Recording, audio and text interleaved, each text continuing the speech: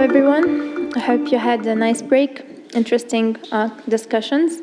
My name is Tasnim Idris from Tunisia, and I am the coordinator of Mediterranean Dialogue. Before starting our North African perspective after listening to a very informative South European one, I would like to give you a little history behind this whole initiative. So this whole thing was an idea that started during a simple breakfast discussion between Juan and I in Michigan, USA last year. So we were introducing each other and we discovered that we're both from Mediterranean countries.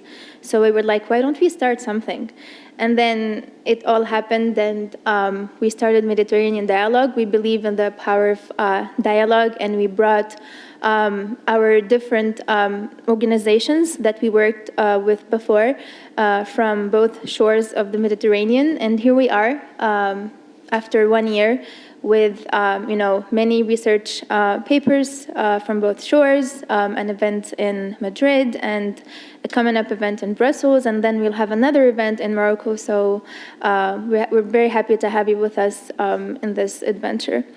So I have with me three interesting individuals, civil society activists. Lubna Al-Hassouni, president of Eden, Morocco. Dr. Mohamed Wanouki, founding member of Algerian Debate Foundation, and Malek Darwish, executive director of the International Debate Institute from Lebanon. I welcome my panelists, and I would like to give the floor to Malek. Go ahead. Thank you, Tasnim. Okay. Your Excellencies, distinguished councillors, esteemed representatives of your respective countries, my name is Malek Darwish. I'm a lawyer, executive director of the International Institute of Debate in Lebanon. I stand before you today to shed the light on a critical issue that has shaped Lebanon's socio-political landscape over the past decade: the informal migration of the Syrians in Lebanon. This is not only a humanitarian issue, but a matter of national security, economic stability, and social cohesion. The challenges posed by this phenomenon require both immediate action and long-term strategies. Today, I will provide a detailed examination of the situation, drawing on the findings of the latest research conducted by the International Institute of Debate in Lebanon, in collaboration with the Mediterranean Dialogue, of course. Through this discussion, I hope to illuminate the complexities of informal migration and offer recommendations that reflect both Lebanon's capacity and the international community's responsibility. Lebanon has borne a disproportionate burden of the Syrian refugee crisis. According to the UNHCR, our country hosts one of the highest numbers of refugees per capita globally. Since 2011, more than 1.5 million Syrians have crossed into Lebanon, fleeing conflict and persecution. While many have registered with international bodies, a large number enter the country through informal channels. Informal migration refers to the movements that take place outside the regulatory framework, sending, transit, and receiving countries. Syrian refugees often resort to these channels due to the absence of legal pathways, economic desperation, or the need for family reunification. The clandestine nature of these movements makes it difficult to know exact numbers, but estimates suggest that informal routes continue to play a significant role in the refugee inflows. This leads to serious challenges, not only for Syrian refugees, but also for the Lebanese citizens. It is clear that our existing infrastructure and public services have struggled to meet the needs of both the Lebanese and the Syrian citizens. The research highlights the immense economic strain caused by the influx of informal migrants. Syrian refugees often find themselves trapped in the informal labor market, competing with the Lebanese workers for low-paying jobs, like the construction, the agriculture, and many other jobs with low wages. This increased competition has driven down the wages, exacerbated unemployment, and particularly low-skilled sectors, let's say. The World Bank and the UNDP reports indicate that the informal economy has swelled, leaving many vulnerable to exploitation and the exploitation of the employers. Without the access to legal protections, refugees are often forced to work for lower wages and under poor conditions. Additionally, the influx has placed unprecedented pressures on housing, healthcare, and education, pushing prices up and reducing the quality of the services. In Lebanon, the country that is already grappling with a severe economic crisis, these challenges are acute. They estimated that 90% of the refugees in Lebanon live in extreme poverty, and many Lebanese families are also struggling with the same and similar conditions. This is not just a humanitarian crisis. This is rather an economic crisis to Lebanon, threatening to destabilize the Lebanese delicate social fabric. The informal migration crisis is also a political issue, with far-reaching implications for national security. Lebanon's porous borders have enabled irregular migration, raising concerns over border control and national sovereignty. There is no doubt that the presence of such a large refugee population has fueled political polarization. Sectarian tensions are on the rise, with some factions using the refugee as an issue to further their agendas. The lack of a coherent national policy on refugees has led to ad hoc governance responses with short-term fixes rather than comprehensive solutions. Moreover, the absence of a legal framework governing the refugee rights in Lebanon means that the refugees are living in a constant fear of deportation and exploitation or arrest. This creates a precarious situation where vulnerable people are left unprotected, contributing to social unrest and the loss of trust in state institutions. Socially, the influx of Syrian refugees has led to profound changes with the Lebanese society.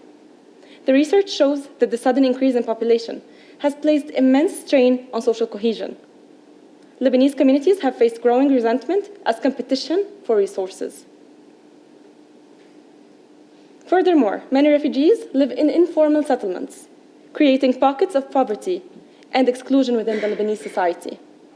On the other hand, the migration also contributed to cultural diversity. However, the research highlights that without adequate integration efforts, social tensions will always rise and worsen. We must invest in intercultural exchange programs that foster mutual understanding, empathy, and collaboration. Your Excellencies, while Lebanon has shown remarkable resilience, it cannot bear this burden alone. The international community must step up its efforts. Diplomatic engagement and humanitarian support are crucial in alleviating the pressure on Lebanon. We must push for international cooperation on refugee resettlement programs, ensuring that countries with greater capacity share the responsibility of this issue for hosting displaced populations. Additionally, donor agencies must continue to support Lebanon in providing essential services, healthcare, housing, education for both the refugees and the vulnerable communities in Lebanon. The report offers a set of recommendations that I urge us to take into consideration. I would like to share these recommendations with all of you. First of all, enhancing the governance. Lebanon must strengthen its policy frameworks and coordination among both ministries and the NGOs, also the international community as a whole. This includes enacting legal reforms that ensure the protection of the refugees in Lebanon, especially in terms of employment and access to services. Second of all, integration efforts. We need to promote social integration among both the vulnerable societies in Lebanon and the Lebanese citizens through community-based programs that bring together the Lebanese citizens and the Syrian refugees. For example, language trainings, cultural exchange programs, youth engagement activities that can help bridge this dividing. Third of all, empowerment initiatives. Supporting grassroots organizations that work directly with refugee and host community is vital. These initiatives should aim to empower refugees economically and socially, allowing them to contribute positively to the Lebanese society. Finally, international engagement. We must contribute to work closely with our international partners to secure long-term, sustainable solutions. This includes addressing the grassroots issue, which is the conflict in Syria, through diplomatic efforts, of course, in order to promote peace in Syria. Finally, Lebanon finds itself in a crossroads. The challenge of informal migration is not just a refugee issue. It is a question of our nation's future, economically, politically, and socially. But Lebanon has shown great resilience, and that we are resilient people. With the right policies, the support of the international community, and the determination to foster inclusivity, we can overcome these challenges. Together, we can ensure that we build the future where all the people live together in peace, regardless of their origins, and can strive to contribute to a more prosperous and harmonious society. Now, ladies and gentlemen, allow me to put aside my pre-prepared speech and take the opportunity from standing here on this platform from the European Union and address every single one of you as ambassadors, consulates, representatives of your international or the respective countries that you come from. I would like to shed the light on the situation in the Middle East, in Palestine and in Lebanon, my beloved country. I would like to hold you all responsible and to let you all carry this message to your respective countries, to please not turn a blind eye to what is happening in the Middle East. Please do not allow us to have the same destiny and fate of the Palestinian people. As I was watching the news today morning, I saw what you call in Spanish, una guerra total. This is literally what is happening in the Middle East. Una guerra total. So please do not let this issue slide smoothly. Please do not turn a blind eye. Help make peace. Let us help stop this killing machine in the Middle East, and let us all live in peace. Thank you very much. Thank you very much. Thank you very much, Malek, for this informative speech and for also highlighting the current situation in Lebanon. I also saw that title in the news, in the Spanish news, on La Guerra Total. We will further elaborate on this later in the Q&A session, and I invite you all to prepare your questions. Now we move to Morocco with Ms. Lubna. The floor is yours. Thank you, Tasneem. Ladies and gentlemen.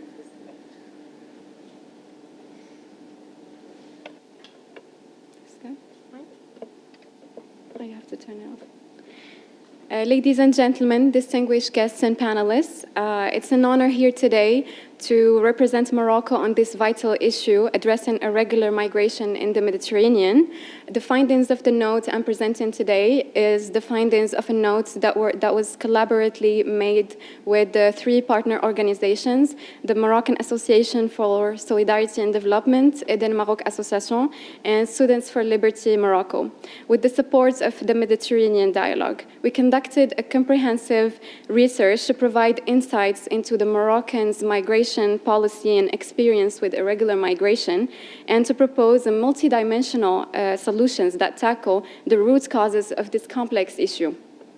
Migration has always been a defining characteristic of the Mediterranean region, and Morocco, positioned at the crossroads between Africa and Europe, has long been the center of this migration flows. Traditionally viewed as a transit country, Morocco has increasingly become also a destination country, especially those from sub-Saharan Africa. The reality of this shift prompts Morocco to reform its migration policy in 2013, adopting a national immigration and asylum strategy that focused on integrating migrants and protecting their rights, moving or shifting from a mainly focused security approach to a more humanitarian approach that takes into account the rights of the migrants, and in contrast to the purely based approach, as I mentioned. This shift was quite significant. Morocco has launched two very big regularization campaigns, granting legal status to more than 50,000 illegal migrants just after shifting its migration policy in 2013. These efforts have allowed many migrants to access essential services like employment, healthcare, and education, which help to improve the prospects for integration for them into the Moroccan society. And while these steps were pivotal, they only begin to scratch the surface of the wider issue of the irregular migration.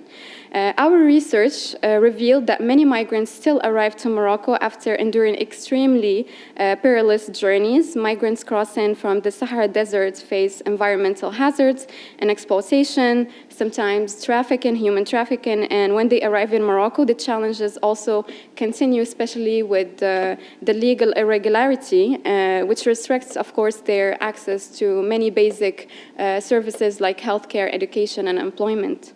While Morocco's civil society has been doing a lot of efforts and in supporting migrants, offering healthcare, education, and legal services, it's clear that civil society alone cannot shoulder the burden. The government and international partners must continue working together to provide the necessary resources and also the legal frameworks to protect migrants from exploitation and ensure their full integration into society. But as we all know, irregular migration does not begin at the borders of transit or destination countries, which we sometimes tend to forget. It begins much earlier in the countries from which these migrants are fleeing, whether they are escaping from poverty, from insecurity, political instability, coup d'etat, and violent conflicts. Many migrants feel they have no choice but to leave their home countries in search for safety and opportunities. If we are to address irregular migration, we have to address it meaningfully, meaning that we must move beyond the security measures alone. We must focus on the root causes that drive people to leave their countries in the first place, rather than only treating the symptoms when they occur. Migrants leave because there are no jobs, no security, and no political stability in their home countries most of the time, in most of the cases, as our research suggested. They are escaping civil wars and other forms of violence. These are not issues that can be solved at the borders. Strengthening the capacity of source countries to provide economic opportunities and political stability is a critical part of this process. We need to invest in creating economic opportunities, and we need to invest in more strategic partnerships that focus on building the capacities of these migrants in their home countries, to empower them economically, to provide them with the right opportunities, so that migration is not a necessity for them, but rather just a choice. This is what we hope for.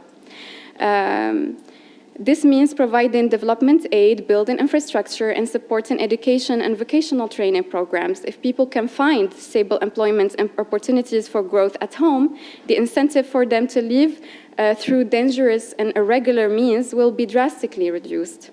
By supporting entrepreneurship and small businesses, we can create local economic conditions that allow people to prosper without having to risk their lives on dangerous routes of the migration. Additionally, migration cannot be addressed in transit countries alone. Countries like Morocco play a big role in managing migration, but the responsibility must be shared between source, transit, and destination countries. This calls for a tripartite approach where source countries are supported to address their internal issues. Transit countries are equipped to handle the flow of migration in a humane and a very organized manner, and destination countries work to ensure that their migration policies are both fair and sustainable. Morocco has made a lot of efforts into regulating irregular migration in the past decades. For example, it has prioritized bilateral and multilateral cooperation. Our collaboration with Spain, particularly around border control, has been critically important in reducing illegal crossings. For instance, crossings into Spain decreased by nearly 50% between 2018 and 2019, largely due to the improved cooperation on security measures and the intelligence sharing between both countries. There's also a big engagement with the European Union. In 2020, the European Union allocated more than 346 million euros to Morocco for migration management, supporting initiatives to enhance border control, combat human trafficking, and improve the migrants' situation. This partnership has proven very essential in protecting the migrants' rights. There's also the Morocco's leadership role in the African Union. Since its integration into the African Union in 2017, it's starting to prove its stance with being more of a leader in the African continent and taking this matter very seriously through the establishment of the African Migration Observatory in Rabat. This institution monitors the migration flows across the continent, ensuring that Africa plays a central role in shaping its own migration narrative, so that African countries also collaborate together into tackling this issue, which leads to having more of a leading voice in migration in Africa. So I think this summarizes the fact that global cooperation is key. Morocco has been at the forefront of this dialogue, most notably hosting the Global Compact for Safety, for Safe, Orderly, and Regular Migration in Marrakesh in 2018. The Global Compact emphasized the importance of shared responsibilities among nations in managing migration flows. Migration is not a problem that any one country can solve on its own. It requires a coordinator, more coordinated and global response that focuses on addressing the root causes, poverty, conflict, and instability. This is especially true when we consider the phenomenon of mass migration and also the past previous events. The reality is that people migrate because they have no choice, and we must treat the underlying causes of migration rather than just responding to the symptoms as they arise, as I mentioned earlier. At the same time, we cannot ignore the fact that North African nationals, including Moroccans, also attempt irregular migration due to limited economic opportunities at home. Morocco is working very hard to address these issues internally, focusing on job creation, entrepreneurship programs, and also providing viable alternatives to irregular migration for its own citizens. In conclusion, if we are to tackle irregular migration effectively, we must take a holistic view. We must strengthen the economies and political systems of source countries, ensuring that people have the opportunity to lead a safe and prosperous lives without fleeing forced emigrate. Transit countries like Morocco must continue to be supported as they manage migration flows, but the responsibility must be shared globally.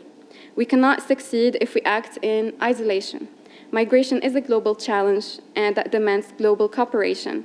Together, we can create a migration system that is based not on border control alone, but on creating economic opportunities, political stability, and social conditions that allow people to choose to stay in their home countries rather than being forced to leave. Thank you.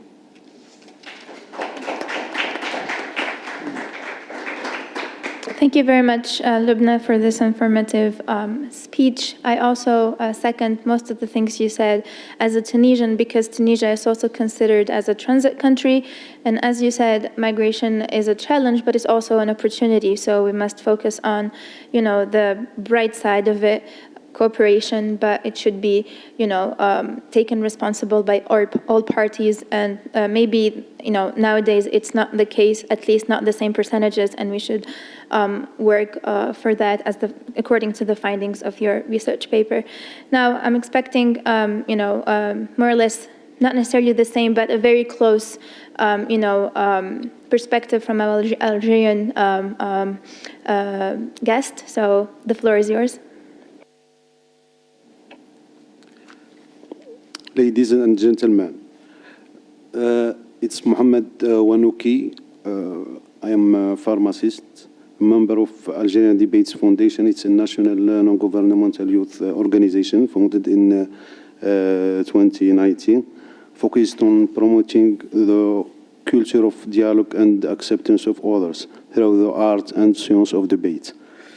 First of all, I would like to thank you for giving us the opportunity to speak on a subject of paramount importance, illegal migration in Algeria and more broadly between Europe and Africa.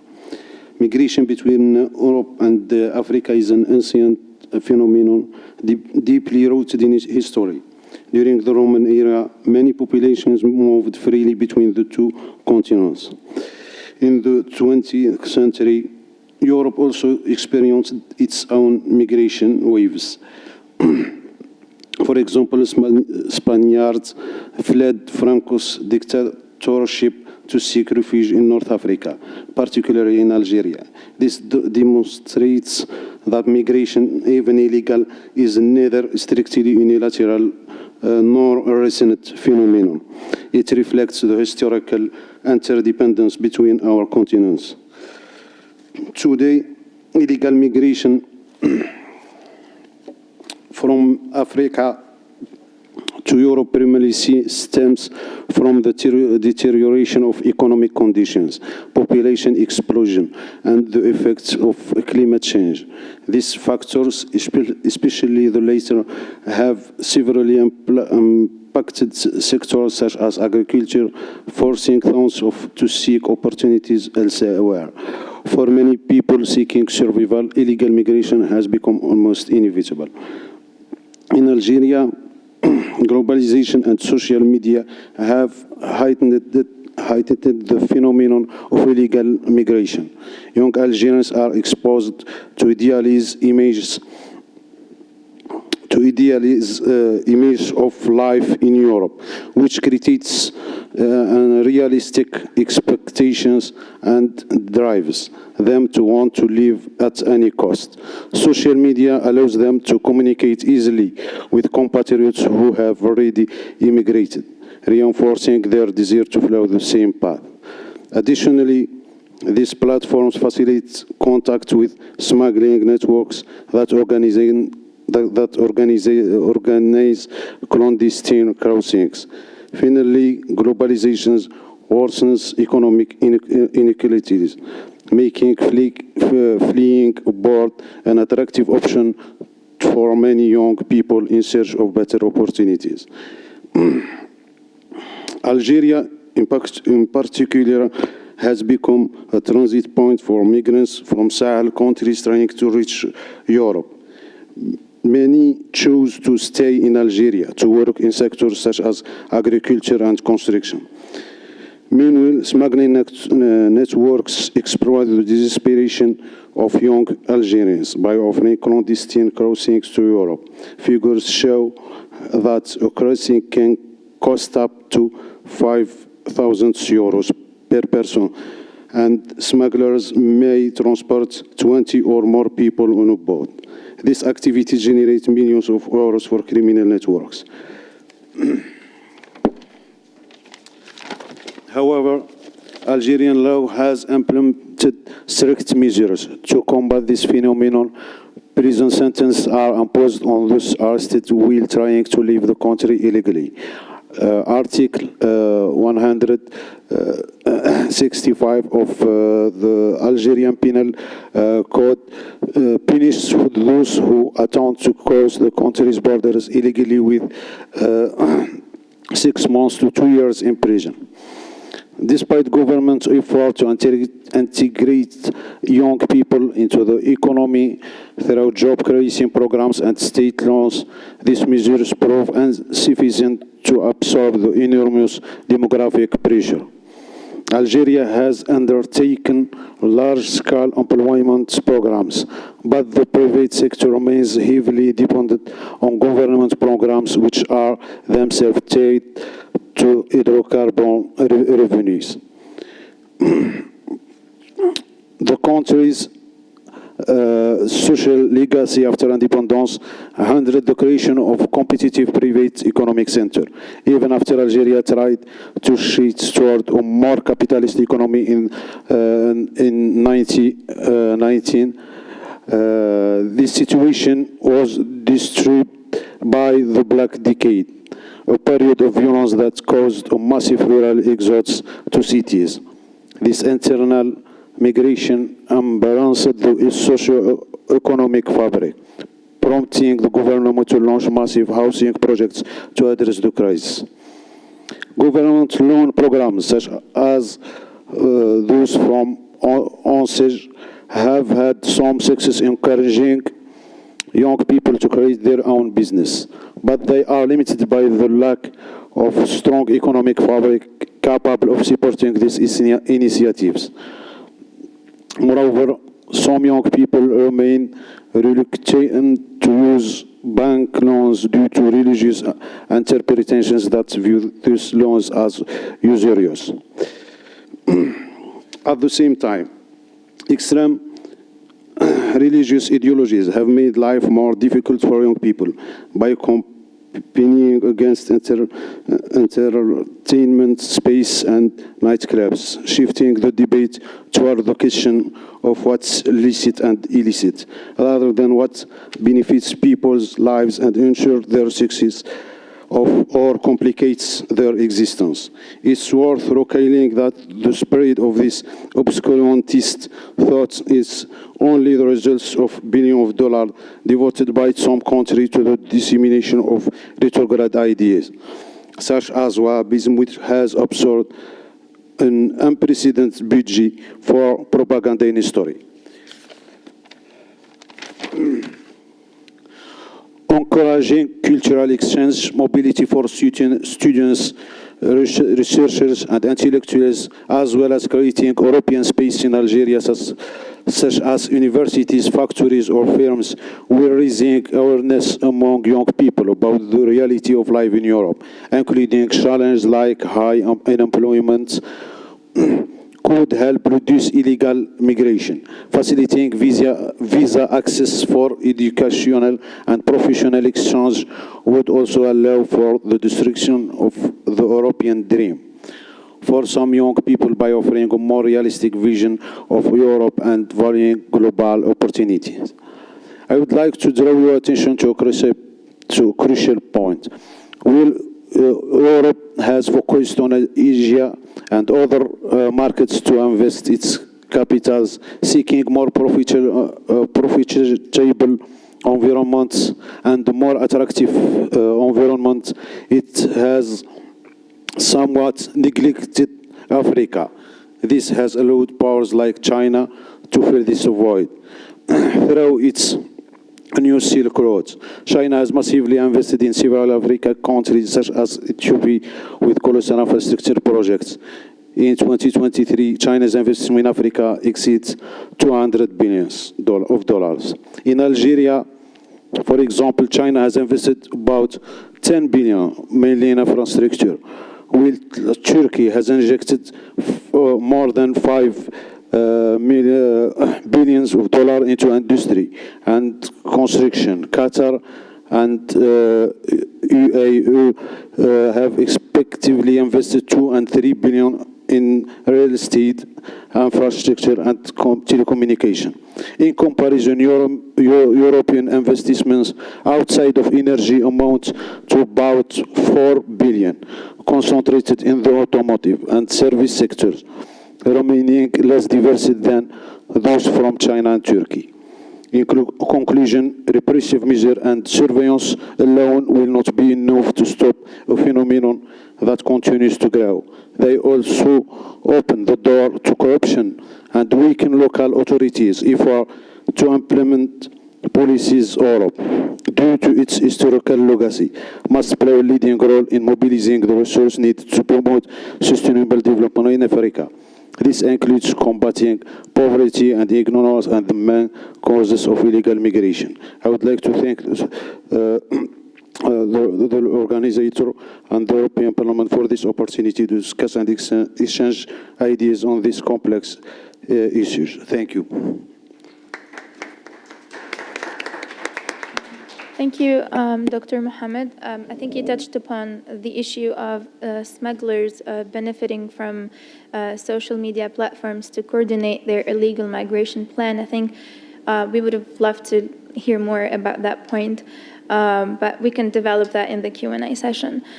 So before we open the floor to the audience, I would like to ask a question for Malek from Lebanon.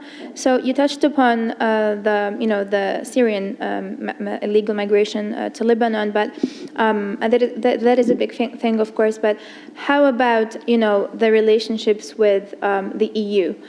Is there anything like this, like the things that we're facing in North African countries, for example, especially with the fact that many Lebanese hold, other nationalities, many of them are European nationalities. So do you have any tension in that regard compared to North African countries? Thank you for your question, Tasneem. You mean we have any tension in the regard of the European Union kindly funding the staying of the refugees in Lebanon? Is that what you mean with your question? No, my question is actually about, illegal migration to European countries from Lebanon. Is it something that you are struggling with, No. just like the way we are struggling, we're facing an issue in North African countries, or is it not the case simply because many more people in Lebanon hold like double nationalities? Most of them are Europeans. This is one of the reasons we don't face this issue. That's one. Second of all, our geographic location is not the same as the North African countries, which are kind of on the borders with the South European countries. We have to pass 100 of transit countries in order to flee illegally to reach the European countries. So this is not an issue for us. And also, what you mentioned is correct. Most of the Lebanese carry double nationalities, mainly the Latin American nationalities because of the immigration to Brazil, Colombia, Venezuela, and other countries, which are visa-free to the European countries, as myself. So this is one of the reasons maybe we do not face this issue in Lebanon. Mm-hmm. And can you tell maybe the audience why this is the case in Lebanon? Why most of the people have, the historical, background in this? Okay, why we carry both double nationalities? Yeah. Well, historically speaking, when the civil war began in Lebanon, most of the Lebanese fled the country into more European or Southern American countries. Where they stayed. So the grandparents held the nationalities, and when they came back, most of their children inherited the nationality as well. So that's why most of the Lebanese carry double nationalities depending on the respective countries their parents and ancestors fled to back in the days. And this is still the case till now because luckily, let's say, every decade we have a new war in Lebanon, and we are involved in a war that is not ours, which causes different types of fleeing the countries. One for the existential crisis, the other economical crisis, another one a terrorism crisis. So we're always under this process of fleeing the countries into European, American, Southern American countries, and inheriting different nationalities to Lebanon.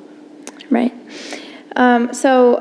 When it comes to North African countries, it's a different story. And because you have Algeria, Tunisia, and Morocco represented here, I should also mention that you can also visit our website, mediterraneandialogue.org, where you can find all the papers that were written, the research papers.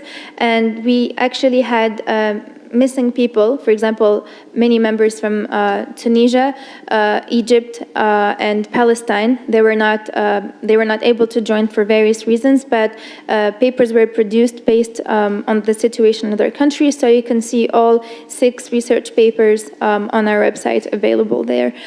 So back to the question about North Africa, since we are facing more or less the very same conditions when it comes to migration, and we are more or less all of us transit countries, do you think that a cooperation is possible at this level, whether it's a diplomatic one or maybe the civil society can work on this to produce, a holistic view or a common policy to fight this issue? Either of you can respond. Maybe Lubna, you can go ahead. Yeah. Thank you, Tasneem, for your question. Civil society has been involved with trying to regulate the irregular migration for years now. We have many NGOs that are very active on the field with irregular migrants, ensuring their integration, either socially, economically, and also helping them with legalizing their stay in Morocco. But I wouldn't say this is the only. This is not the only solution. It's very good what civil society is doing, but we also need regional and also international cooperation that goes beyond. I think it was also mentioned in our previous panel from the Southern European perspective that we also need a more approach that goes beyond just making sure that the borders, they're not crossings on the borders. So we have to go beyond that and establish more cooperation with both Africa and Europe, between Pan-African countries and also between North African countries and between Africa and European countries. This way we can actually be able to manage. I wouldn't say it's the irregular migration is a crisis itself. It's the management of the irregular migration that has been the problem so far. So maybe a more holistic approach that takes into account the security measures, but also the humanitarian approach that takes, as we also said before, that doesn't treat this issue just as an issue, but also as an opportunity for both the continents. So that could be very helpful. Thank you very much. So now I open the floor to the audience. Any questions to our panelists? Please go ahead.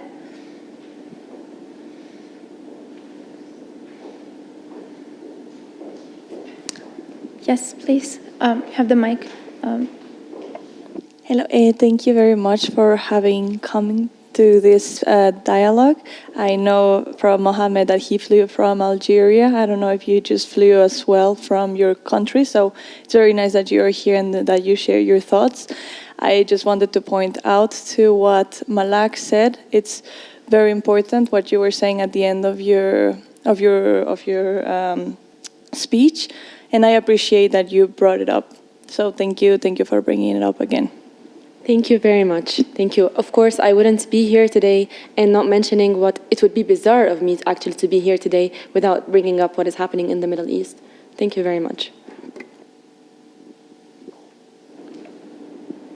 Another question?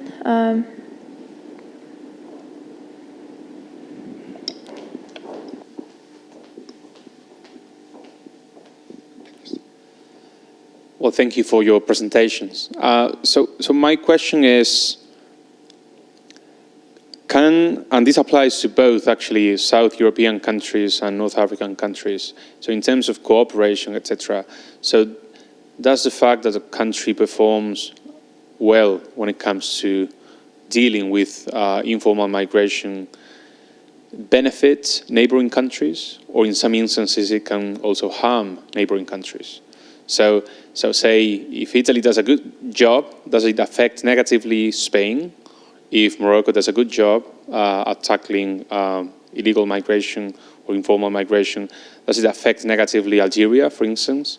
So how do you see that in terms of cooperation? I think it's very important because we obviously share some common challenges, but also we have national interests, say. The second question is, what's your opinion on capacity building, the so-called capacity building? In this case, particularly from Europe to, in this case, North Africa, or even the Sahel region, right? So what does it mean to build capacity in origin or transit countries? And whether you think that's a good strategy or that's futile? So I would love to hear your thoughts on that. Thank you. Thank you, Juan. So you want to take the second question? I'll take the first. Sure. Yeah. Thank you, Juan, for the question. Knowing that I'm not from Northern African countries, however, I will. It's my pleasure to answer your question. How will this benefit or harm the neighbor countries? That is your question. First of all, there must be cooperation because those countries are suffering from the same issue, which is the illegal migration, whether they are transit countries or they are countries of origin. So if Morocco puts a legal framework, now the people who want to flee the country will go to Algeria or Libya or Tunisia or whatever the country that does not have the relevant legal framework. So in that terms, let's say, it is important for all the countries to have the same legal framework. It's important to have the same strategy in order to limit this illegal migration, not to affect negatively or harm the neighbor countries. Let's say this is the dream. Let's say this is the goal, the ultimate goal of having the unity of the Arab countries, not just in targeting or tackling the issue of illegal migration, but in tackling every issue, because every problem in a neighbor country has its own consequences in the neighbor countries, such as the price we are paying in Lebanon for being countries with neighbors with countries with conflicts, whether Syria, Palestine, or other countries. So we don't like to see the same issue being faced with North African countries. That's why I would highly recommend having a roundtable discussion, setting the same legal framework for every North African country. Thank you. Thank you, Malek.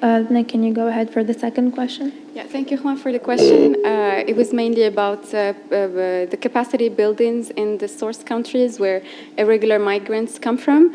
My personal opinion, and also from the research we have conducted, it seems like it's a good approach if we try, what we mean with capacity building is creating and implementing programs in the source countries that encourage employment and education, and also having more of exchange like programs also like in terms of education, and so that these people are more empowered and they have more economic opportunities. And I don't think when these people would think about taking the risk and taking these risk in their life and leaving families behind if they have what it takes to stay in their countries. So I think it's a very interesting approach that we can do, and also like programs that would benefit both Europe and Africa, where it would be like, I think it was also mentioned by my colleagues in previous panel, like a win-win situation, depend on like what's the country's capacity is. So each country in North Africa has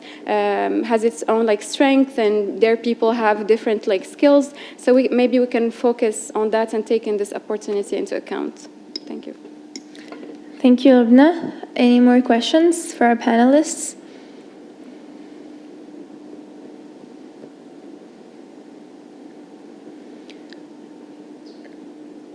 Okay, you have one?